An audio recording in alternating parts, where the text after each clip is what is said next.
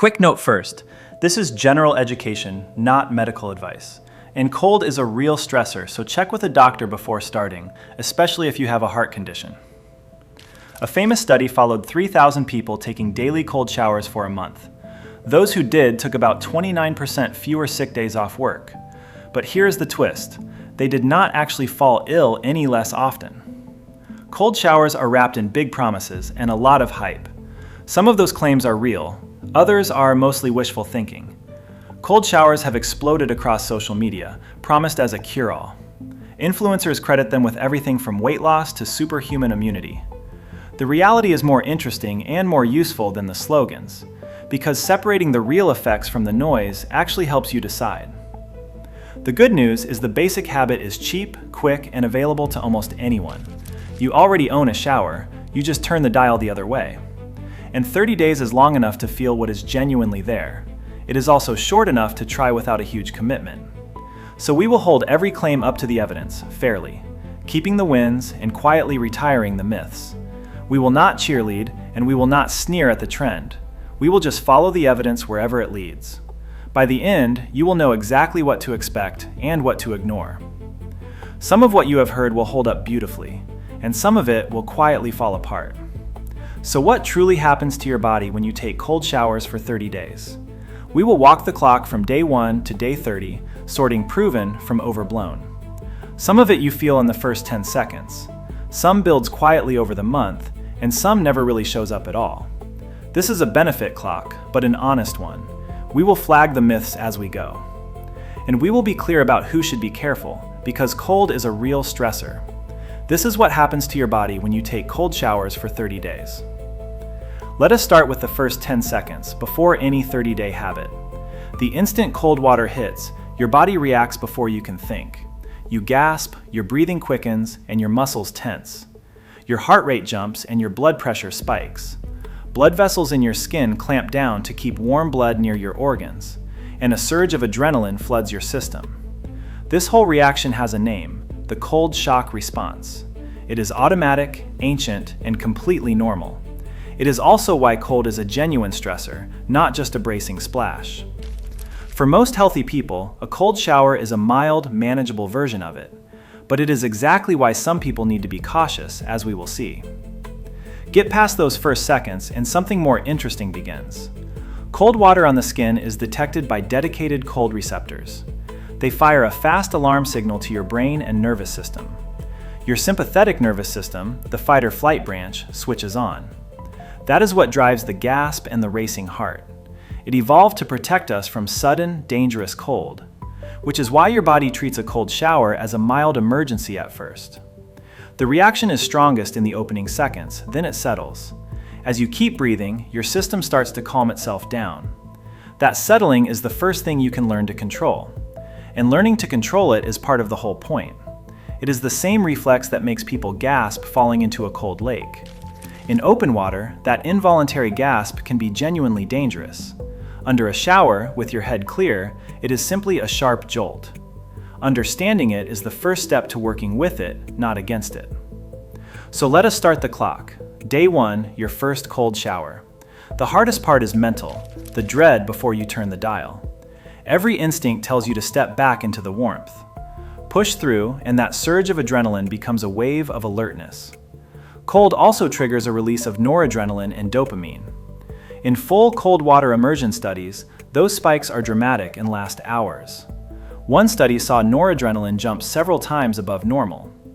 A shower is a gentler stimulus, so expect a smaller version of the same lift. Still, many people step out feeling wide awake and oddly alive. That feeling is the chemistry, not your imagination. And unlike many quick highs, it does not seem to crash afterward. By day 2 or 3, the dread already starts to shrink, because your body begins to expect the cold. Most people describe the same arc on day 1. A spike of resistance, a sharp intake of breath, then a strange clarity. The discomfort is real, but it is also brief. Within 30 seconds, the worst of the shock usually passes. What remains is a flood of alertness and energy. Noradrenaline is the main driver of that wide-awake feeling. Dopamine adds a layer of motivation and reward on top. Together, they explain why people can feel almost euphoric afterward. Just remember, those headline numbers came from icy, full immersion. Your morning shower will be a gentler, but still real, taste of it. The anticipation is almost always worse than the cold itself. Once the water hits, your focus narrows to this single moment. There is something oddly clarifying about that forced presence. Many people come to chase that clear-headed feeling. The clearest, most reliable effect of cold showers is alertness. That noradrenaline surge sharpens focus and shakes off grogginess. For many people, a cold shower beats a second cup of coffee. It is a jolt of clean energy without the caffeine jitters. And that alert, calm energy feeling can linger for a few hours. This is why a morning cold shower can set up your whole day. It is a simple lever for waking up and getting moving. There is no real debate about this one. The wake-up effect is real. It is the single benefit almost every cold shower fan agrees on. If alertness is your only goal, the cold shower already delivers. But the bigger claims need a more careful look. So let us talk about mood. Think about how you usually feel stepping out of a warm shower. Often relaxed, a little sleepy, ready to slow down. A cold finish flips that completely. You step out sharp, switched on, and ready to go. That is the noradrenaline doing its job on your brain. It raises arousal and primes you for focus and action. For shift workers and early risers, that can be genuinely useful. It is a drug-free way to shake off morning fog. And because it is brief, it fits into any routine. Of all the claims, this is the one you can count on. Caffeine works by slowly blocking the chemistry of sleepiness. Cold works faster, by flooding you with alertness directly. The two are not rivals. Some people happily use both. But on a groggy morning, cold can be the quicker reset. Cold exposure raises dopamine, the brain's drive and reward chemical. In immersion studies, dopamine rose strongly and stayed up for hours. That points toward a genuine, lasting mood lift. And plenty of people swear a cold shower brightens their mood. But here, honesty matters. The research is not as clean as the hype. When scientists pooled the studies, the mood benefit was not reliable. Some trials show it, others do not, and showers are milder than plunges. So treat the mood boost as likely for some, but not guaranteed. What is more consistent is a feeling of accomplishment. Doing something hard first thing can lift how you feel about yourself. That is part chemistry and part the simple pride of following through. Which leads to maybe the most interesting effect of all. Dopamine is often called the motivation molecule. When it rises and stays up, you feel driven and engaged. That is the mechanism behind the mood claims for cold. And the immersion data on dopamine genuinely is striking. But a daily home shower is a far milder dose. The careful answer is that mood likely improves for many people. It is just not the guaranteed, dramatic effect some videos promise. Importantly, cold is not a substitute for mental health treatment. If you are struggling, please reach out to a professional. Use cold as a small boost, not a replacement for real care. It helps to know why the evidence is so mixed. Mood is hard to measure and easily swayed by expectation. If you believe a cold shower will lift you, it often does. That does not make it fake, but it does make it personal. Each cold shower is a small, deliberate dose of stress. You meet discomfort, and you practice staying calm inside it. You slow your breathing instead of panicking. Over 30 days, that becomes a trained skill. Some researchers call this stress inoculation, or cross-adaptation. The idea is that handling one stressor better helps with others. The evidence here is early and far from settled. But one thing does show up: lower stress later in the day. In a recent review, stress was reduced about 12 hours after cold exposure. And there is a mental side that is hard to measure but easy to feel. If you can choose to stand in cold water, you can do other hard things. That quiet confidence may be the habit's most lasting gift. Here is a subtler benefit that may outlast all the others. Voluntarily facing discomfort is a kind of mental training. You learn that the urge to flee passes if you stay calm. That lesson can transfer to stress far beyond the shower. A tense meeting, a hard workout, a difficult conversation. Each time you have practiced choosing calm over panic. Scientists are still testing how far that carryover really goes. So hold this one loosely. The mechanism is plausible, the proof partial. Yet the felt sense of resilience is reported again and again. And feeling more in control of yourself is no small thing. Your breath is the one part of this you can fully control. Slow, steady exhales tell your body that you are safe. Practicing that under cold builds a habit you can use anywhere. It is mindfulness with a cold, undeniable focus. Now back to that headline number, 29% fewer sick days. It comes from a large, well-run trial of 3,000 people. For 30 days, they ended their shower with cold water. They reported far fewer days off sick than the control group. But read the fine print because it matters. They did not actually catch fewer illnesses. They simply felt able to push through and show up. Cold does briefly rally some of your infection-fighting cells, so there may be a small immune nudge, but it is not proven to prevent colds. Do not expect cold showers to stop you getting sick. Expect, at most, to feel a bit more able to carry on. It is a real finding, just a narrower one than the headlines suggest. Let us be precise about what this famous study did and did not show. It was a real randomized trial, the gold standard of evidence. 3,000 people randomly assigned to cold or normal showers. That design makes the result hard to dismiss. The drop in sick days off work was clear and statistically solid. But the researchers were careful and honest about the limits. Sickness absence is self-reported and partly about motivation to show up. The actual number of illnesses did not budge. So cold may make you feel more capable, not more bulletproof. That is a useful effect, just not the immune superpower of the headlines. One study, however strong, is never the final word. Science builds confidence by repeating findings, not trusting one. So take the sick day result as promising, not proven beyond doubt. More and better trials are still needed to be sure. It remains the single best piece of human evidence we have on cold showers, which is exactly why it deserves to be read carefully, not loudly. One of the loudest claims is that cold showers melt fat. There is a kernel of truth buried inside the hype. Cold activates a special tissue called brown fat. Brown fat burns energy to generate heat and keep you warm.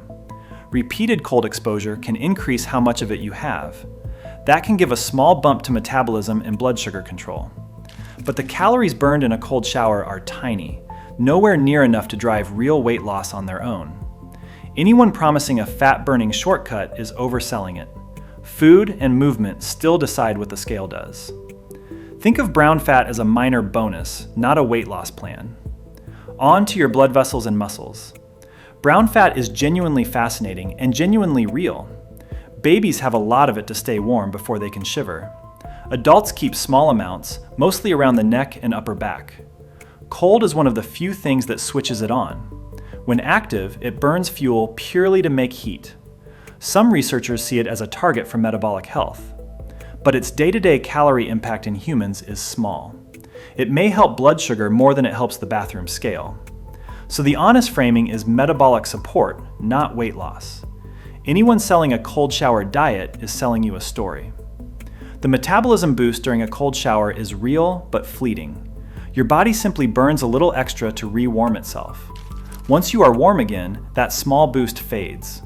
Over a day, it barely registers against what you eat.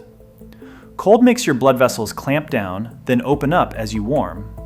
Repeating that may give your circulation gentle practice. Cold is also a classic tool for sore, tired muscles. A cold rinse can genuinely dull next day soreness after hard effort. But there is an important catch for anyone lifting weights. Cold right after strength training can blunt your muscle gains. The same cooling that soothes also dampens the growth signal. So keep cold showers well away from your lifting sessions. Save the cold for mornings or rest days instead. As for glowing skin and thicker hair, the evidence is thin. Enjoy any feel-good effects, but do not expect a beauty transformation. Which brings us to the myths, named plainly. Your circulatory system is built to respond to temperature. Cold drives blood inward, warmth lets it flow back out. Some believe repeating this strengthens that response over time. The evidence is suggestive rather than conclusive. On muscle recovery, the picture is clearer and more nuanced. Right after intense training, cold can reduce soreness and swelling. That feels great, and for an event the next day, it can help. But if your goal is to build muscle, the timing backfires. Cold blunts the very inflammation that signals muscle to grow. So separate your cold showers from your strength work by several hours. Athletes have used ice baths for recovery for decades. Timing, not the cold itself, is what decides if it helps or hurts. Before a big effort, or on rest days, cold can aid recovery. Right after lifting to grow, it works against you. Let us put the biggest claims on the table and check them. Myth 1. Cold showers boost testosterone. The evidence does not support that. If anything, cold may nudge it slightly down. Myth 2. Cold showers cure depression or anxiety. They may help mood for some, but they are not a treatment. Myth 3. Cold showers supercharge your immune system. The truth is a modest, unproven nudge, not a force field. Myth 4. Cold showers are a fat loss hack. As we saw, the calorie effect is far too small to matter much. Strip away the myths, and what is left is still worthwhile. Alertness, a likely mood lift, resilience, and maybe fewer sick days. Just keep your expectations honest, and the habit can still earn its place. Why do these myths spread so easily in the first place? Because each one contains a tiny, real fragment of science. Cold does touch hormones, mood, immunity, and metabolism. The error is scaling a small, brief effect into a miracle. A modest dopamine rise becomes a depression cure. A flicker of immune cell activity becomes an iron immune system. A few burned calories become effortless fat loss. Real science lives in the size of the effect, not just its direction. And the honest size of most cold shower effects is small to moderate. Knowing that protects you from both the hype and the disappointment. Notice how every myth promises something effortless. Effortless health is almost always the tell of a sales pitch. Real benefits ask for consistency, not just a cold tap. The cold shower earns its place precisely because it is modest and honest. Now the most important part. Cold is not safe for everyone. That cold shock spikes your heart rate and blood pressure fast. For a healthy person, that is a manageable stress. For some, it is a real risk worth respecting. If you have heart disease, an irregular heartbeat, or high blood pressure, be careful. The same goes for circulation problems or Raynauds. Older adults can see far larger blood pressure spikes from cold. Some medicines like beta blockers change how your body copes too. If any of that is you, talk to a doctor before starting. Cold showers are far gentler than full ice baths, which carry bigger risks. Stop if you feel dizzy, numb, or get chest pain or breathlessness. And warm up gently afterward rather than jumping into very hot water. This is the part the hype videos almost never mention. Your body cannot tell the difference between chosen and dangerous cold.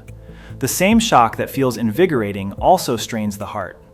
In healthy people, that strain is brief and well tolerated. In vulnerable people, it can trigger something serious. A sudden surge in blood pressure is risky with existing heart disease. The cold can also provoke irregular heart rhythms in susceptible people. This is not a reason for fear, but for respect. Match the intensity to your own health, not to a stranger online. When in doubt, a quick word with your doctor settles it. Pregnancy is another time to be cautious and ask first. So is being very run down or fighting a serious illness. If you ever feel truly unwell in the cold, end it immediately. Your safety always outranks any streak or challenge. None of this is meant to scare a healthy person away from a cold shower. It is meant to make sure the cold is a choice, never an accident. Step back and notice what this experiment really tested. Not whether cold is magic, but whether it is useful. And for most people, the honest answer is a qualified yes.